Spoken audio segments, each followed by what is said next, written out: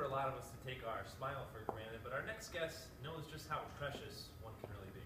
Emily Everlith was born with a cleft lip and palate, and eating and smiling was always a little bit of a challenge. But after 8 procedures, combined with a supportive family, she really, followed through with a lot of gratitude, and she has become very strong, a very beautiful young woman who is passionate about helping others just like herself. Emily, welcome to CT Style. Nice to have you here. Thank you for having me. So you are a senior at Graham High School. Looking forward to college next year? Hopefully, yeah. Do you know where you're going? Not quite yet. Do you have any schools picked out or in mind? I've applied to about 7 schools, and I'm just waiting to hear back in March. You have to tell us, You wanna because share these are what some big schools? names you applied to. I applied to Harvard, Yale, Georgetown, Boston College, Yeah, no. Cubs, a couple more too. Oh, good for Those you. are the ones that we went to, Teresa, right? Yeah, I didn't get in. What happened? Didn't work out. Not quite. But talk to us a little bit about the campaign you started. Well, so when I was in 8th grade, I made a cleft lip and palate awareness website, and so I kind of show my own personal experiences, and I share whenever I'm going on appointments and whenever I have operations, because I have a cleft lip and palate myself. And so I kind of give that more personal viewpoint.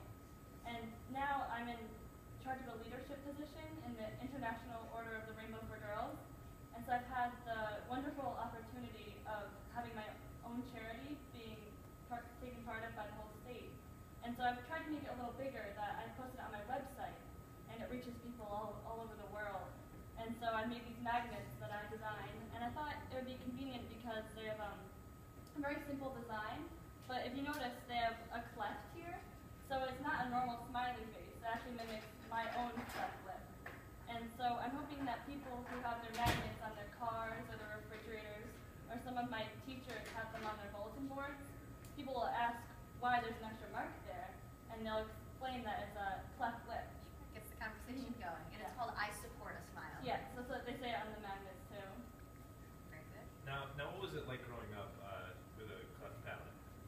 Well, I was kind of raised with facing adversity, so I realized at a young age that I was like a little different, and there were some people who would think, oh, what's on your lip? Why do you have a booger there? And I'd have to explain, no, that's a scar, and I've had lots of operations. Yeah. And so I kind of learned like a sense of resilience at a young age. So I was born like facing adversity, so now I'm stronger as a person, and sometimes people would look at cleft lip and palate as a bad thing, and they see it as a negative thing to be born with. But I'm actually thankful that I was born with cleft lip and palate, because I feel like I've been taught lessons of overcoming difficulties at a younger age than a lot of people that I've been friends with. And you didn't let it slow you down at all, that's for Yeah. sure. How many procedures have you had? I've had about 10 operations.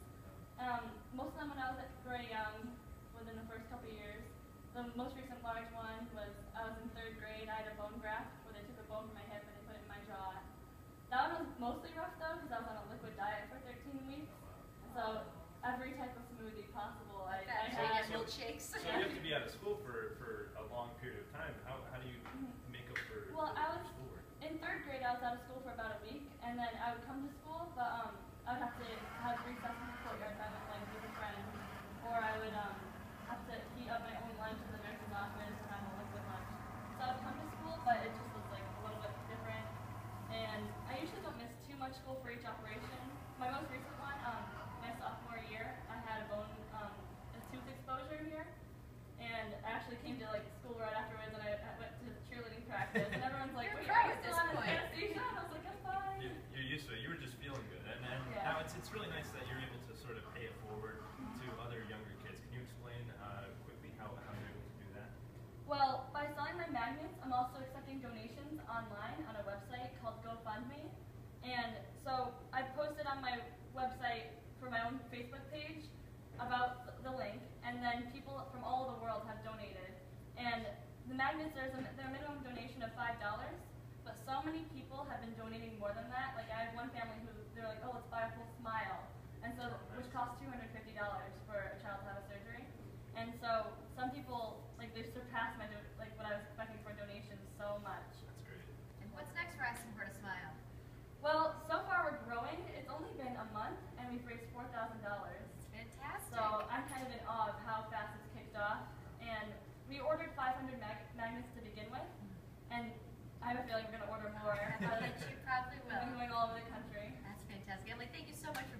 Best Thank of you for luck to having me. you. All right, now it's time to head on over into the vendor kitchen.